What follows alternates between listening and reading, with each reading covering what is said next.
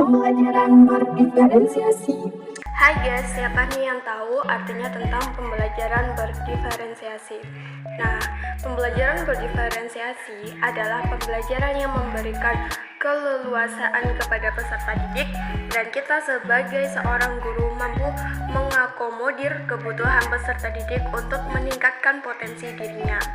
Nah, tentunya karena setiap peserta didik memiliki potensi yang berbeda-beda, maka hal itu harus kita sesuaikan dengan kesiapan belajar mereka, minat, dan profil belajar peserta didik itu sendiri. Nah, kenapa sih di situ diperlukannya yang namanya pembelajaran berdiferensiasi? Ada 4 teori yang melatar belakangi kenapa pembelajaran berdiferensiasi itu dibutuhkan. Teori yang pertama adalah teori tentang ekologi. Di sini kita akan belajar bahwa peserta didik itu dapat berbeda-beda dikarenakan dipengaruhi oleh faktor lingkungan.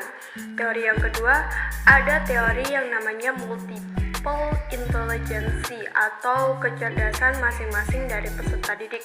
Nah, kecerdasan di sini itu ada yang berupa numerik, kemudian ada yang linguistik, ada yang visual, kemudian ada naturis, ada intrapersonal dan interpersonal juga. Lalu ada teori yang ketiga yaitu tentang faktor ZDP atau zona developer proksimal.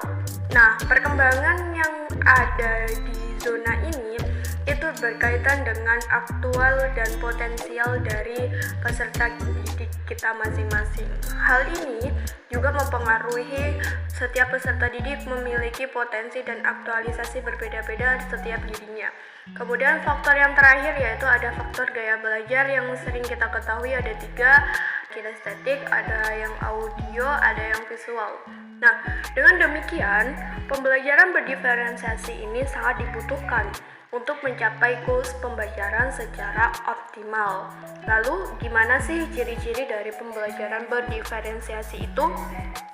Nah, jadi ciri-ciri pembelajaran berdiferensiasi itu sendiri yang pertama, dia berfokus pada kompetensi dasar pembelajaran.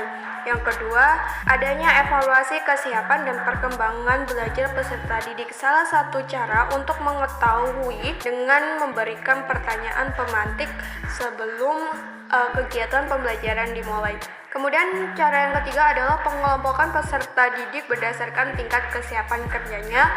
Dan yang terakhir adalah siswa secara aktif bereksplorasi di bawah bimbingan dan arahan guru. Nah, gimana menurut kalian? Kira-kira pembelajaran berdiferensiasi ini efektif nggak sih untuk mencapai goals pembelajaran? Jangan lupa subscribe dan follow ya. Terima kasih.